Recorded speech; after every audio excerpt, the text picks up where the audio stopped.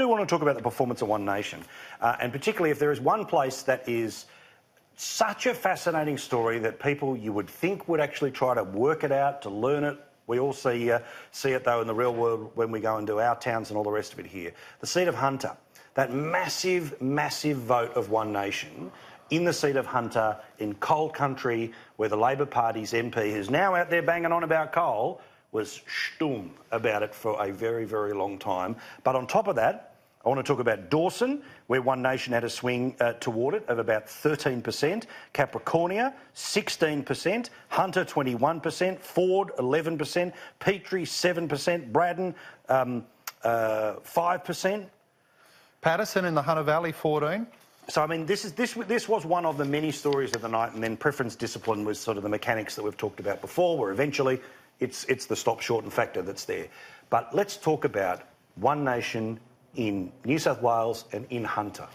Well, I think there's a lot of evidence that these voters turn to One Nation thinking that here's a party that'll genuinely protect the interests of workers, in that One Nation supports mining, manufacturing, industrial areas, people having jobs, people having a good income, doesn't take a silly approach on the energy debate, believes in holding up and reinforcing jobs much more than international targets and virtue signalling out of places like Warringah.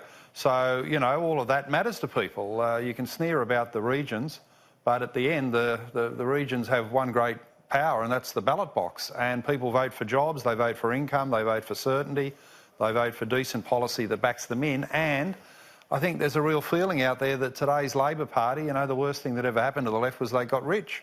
Yeah. And how do they prove their moral virtue? All the virtue signalling means they sneer at working people and want to run so much of the schooling of their children, the language, the words they can use, this whole feeling that every time the left talks, it's in the context of there's something wrong with working people. Well, you know, working people have got an education and have got interests and aspirations, and they'll support a party that supports them, and I think that's the key to those One Nation numbers. Look, we've talked about this before, and I should have touched on this as well when talking about the media, but there are so many people who populate our public discourse who hate the joint, who think that there's something fundamentally wrong with it. That literally, if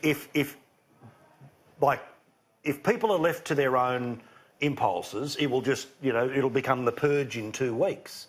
There's some nastiness that exists. Well, there is, but I mean, do they ever get out to places like Mackay or the Hunter Valley, North Queensland, Townsville? Well, not really. That's a bit below them. You know, they find nicer destinations in their international flights than that.